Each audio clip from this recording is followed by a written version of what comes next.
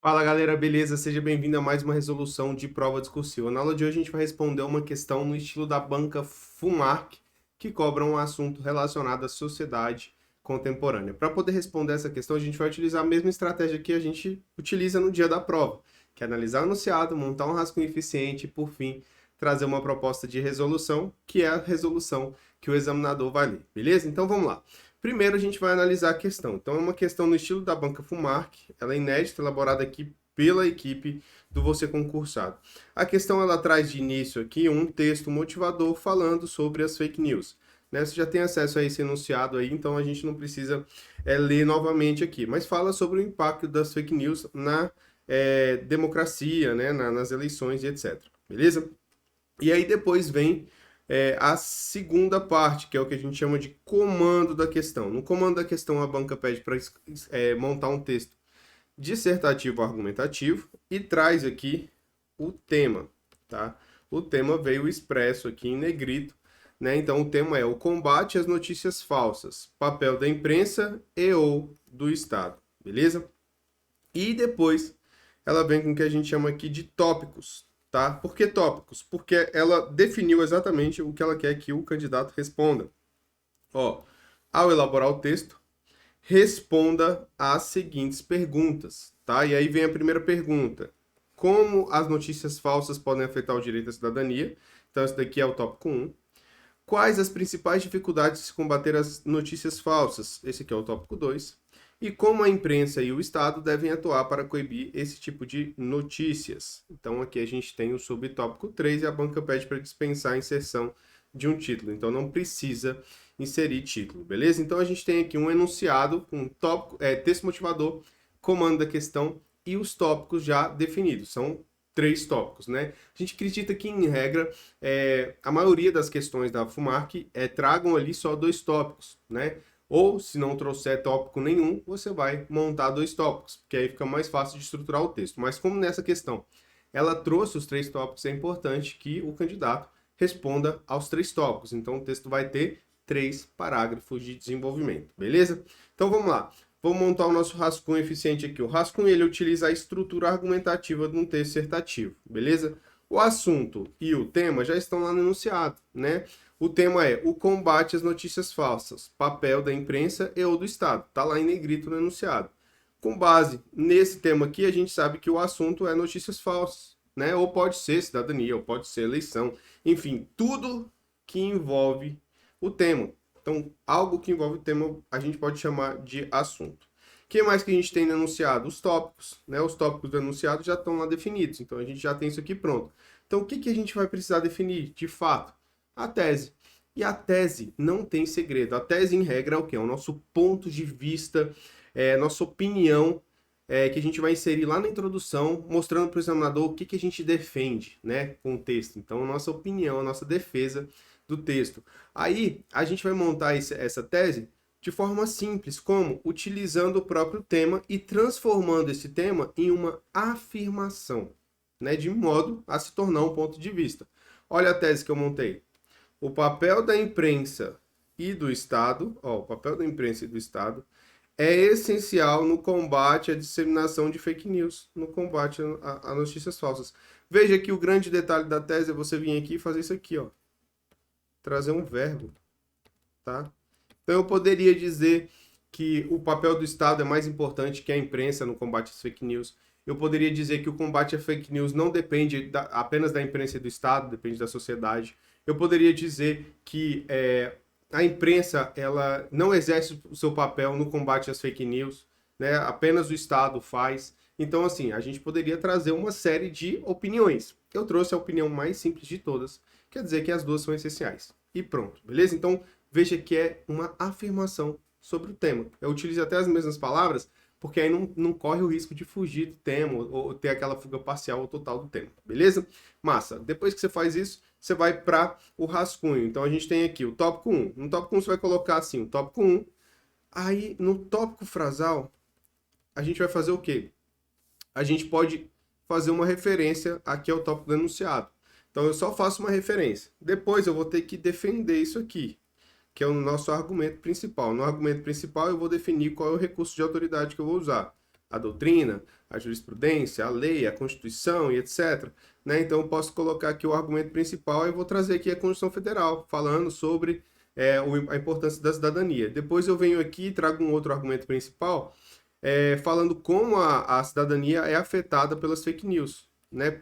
Como que as fake news elas podem atrapalhar esse processo, essa garantia, esse direito à cidadania. E depois eu venho aqui com um fechamento, né? Então eu vou afirmar que de fato a cidadania é afetada, tá? Então que as fake news atrapalham o pleno exercício da cidadania. Veja que faz referência justamente ao tópico. Então, essa vai ser a estrutura do meu parágrafo. Então, aqui você vai trazer as informações. Então, por exemplo, como que a cidadania é afetada? O que a Constituição fala sobre a questão da cidadania? Então, eu vou elencar aqui, ó, nessa parte do rascunho, as informações que eu vou inserir no meu texto. E é importante que eu faça isso antes de inserir no texto, porque às vezes tem uma informação que é mais relevante, outra que é menos, não cabe todas, eu posso escolher qual eu vou colocar, beleza? E aí você vai fazer essa estrutura aqui para todos os tópicos, né? Lembrando sempre de, poxa, respondi de fato a pergunta, né? Então, como os tópicos são em forma de pergunta, eu tenho que necessariamente responder o que foi solicitado, de forma bem clara, tá claro? Se a pessoa ler aqui, ela entendeu qual é a minha resposta, é isso que você vai ter que olhar no seu texto, beleza? Depois que você fizer esse levantamento, aí você vai estruturar o seu texto, né? A gente vai colocar aqui introdução e conclusão, né? Que vão ter ali de 3 a 5 linhas, e os tópicos, um parágrafo de desenvolvimento para cada tópico. Bruno, se fossem 2 tópicos, seriam 2 parágrafos de desenvolvimento, beleza? É um para cada tópico.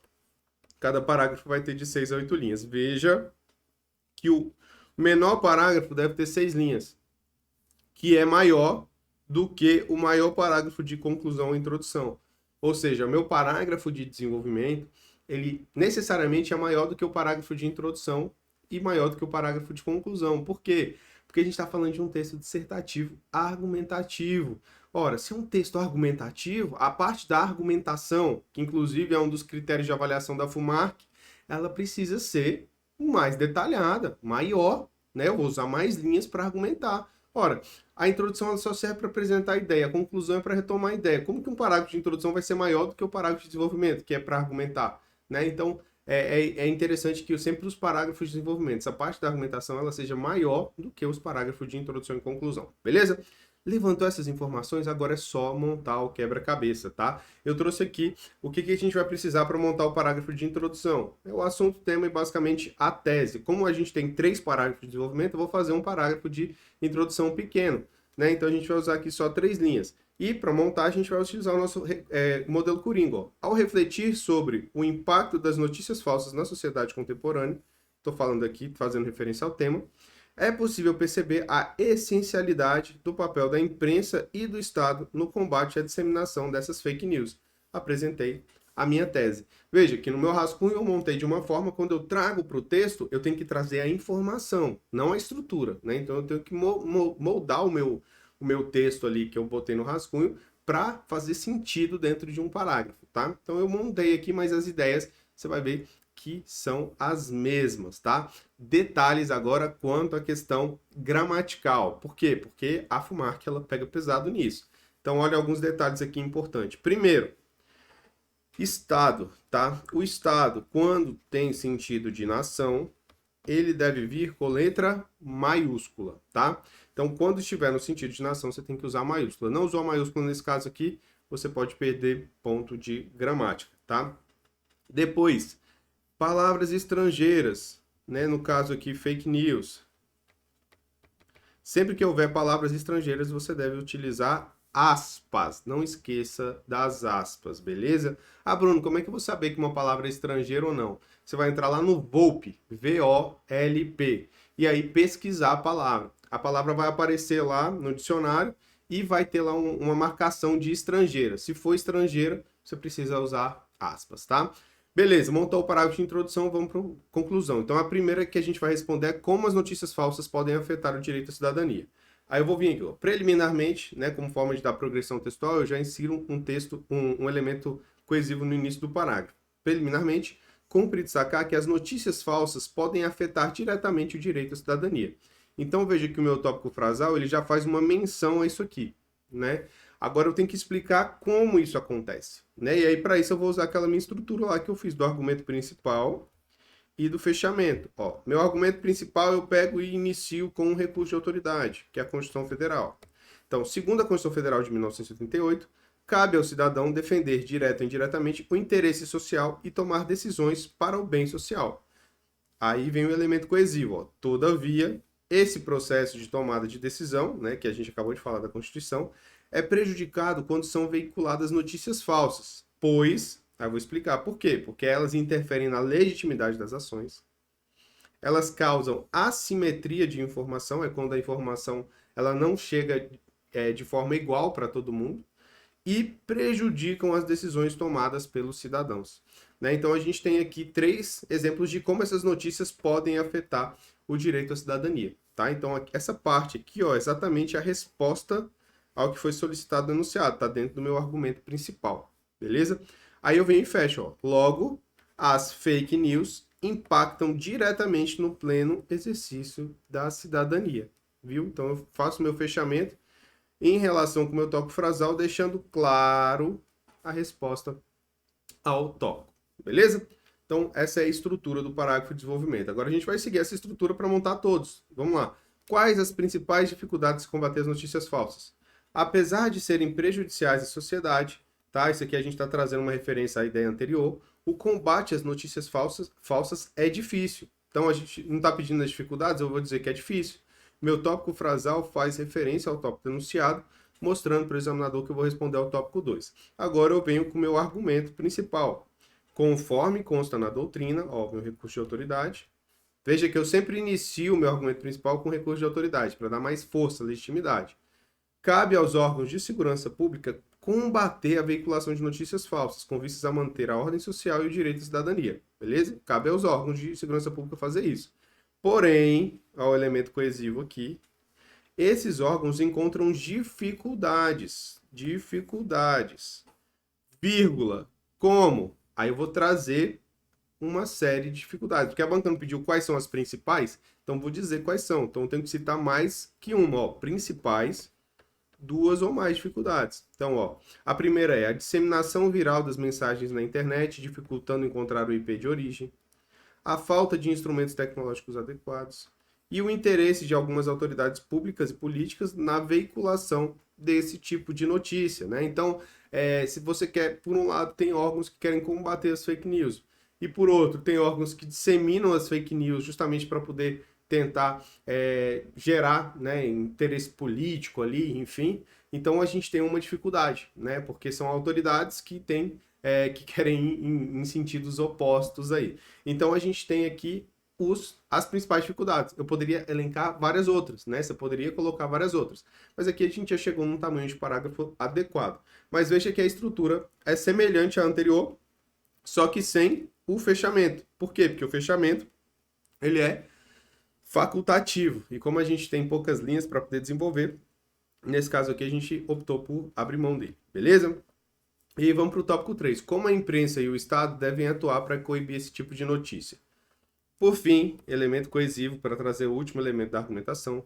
Diante dessas dificuldades, veja que eu estou retomando a ideia anterior, então isso daqui dá progressão ao texto e é o que a banca avalia como elemento coesivo.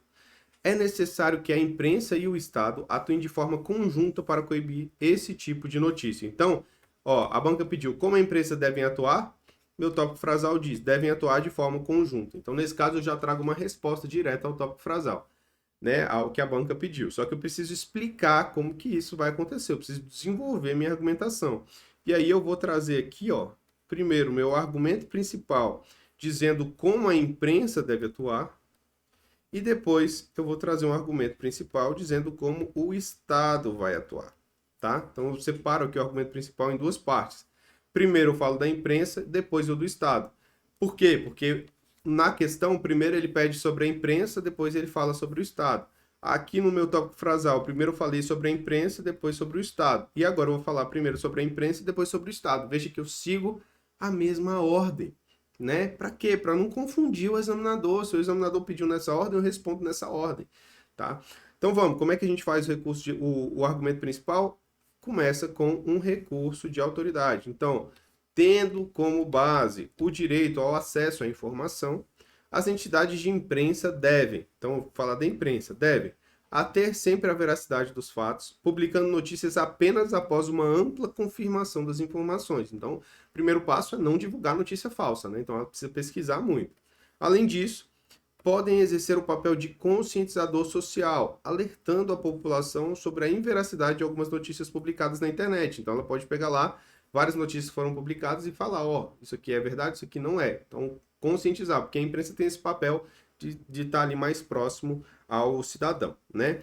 Então, falei sobre a imprensa. Agora, no mesmo sentido, cabe ao Estado atuar em conjunto com a imprensa, a fim de auxiliar no procedimento de confirmação das informações falsas.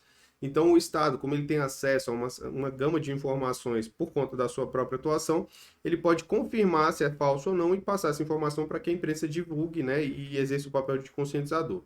Ademais, deve investir em tecnologia para investigação das fake news, bem como punir efetivamente os responsáveis pelo crime. Então, são dois papéis do Estado aqui, é investigar e punir, né? Então, ele tem que melhorar essa capacidade dele, haja vista que a gente falou lá das dificuldades e a gente citou que uma das dificuldades é justamente identificar e punir o responsável. Para isso, precisa investir em tecnologia, né? Então, veja que a gente tenta fechar as informações que a gente abriu no outro parágrafo, né, para poder deixar o texto todo coerente, né, a argumentação toda lógica. Terminou esse parágrafo aqui, que ficou, por sinal, bem grande, a gente já vai para a nossa conclusão, se tiver espaço. Se não tiver espaço, como a gente já colocou um por fim aqui, né, teoricamente ele já poderia ser utilizado aqui como um parágrafo de conclusão. Porém, a gente não retomou nossa tese, né? Então, ficaria ali um parágrafo de conclusão meio capenga. Mas, né, se não sobrou linhas, tá tranquilo. Pelo menos você já garantiu ali alguns pontinhos. Mas o ideal é você trazer o parágrafo de conclusão. E para isso é simples, é só você retomar a tese. Então, ó, desse modo, né, o elemento conclusivo aqui, ó, desse modo, percebe-se a importância da atuação da imprensa e do Estado no combate à disseminação das notícias falsas, sendo a ação em conjunto a melhor forma de coibir essa prática e garantir a cidadania. Então, eu trouxe a minha tese e complementei minha tese ali com umas informações que eu já trouxe no parágrafo de desenvolvimento. Veja que eu não precisei trazer, né, nenhuma informação nova no parágrafo de conclusão. Ali é só para retomar a tese mesmo, confirmar aquilo que você citou lá na introdução, né, e trazer alguns outros elementos ali para poder agregar no parágrafo. Então, veja, quanto à argumentação, a gente montou 3 parágrafos de desenvolvimento respondendo exatamente o que a banca pediu, então a gente seria pontuado nesse critério.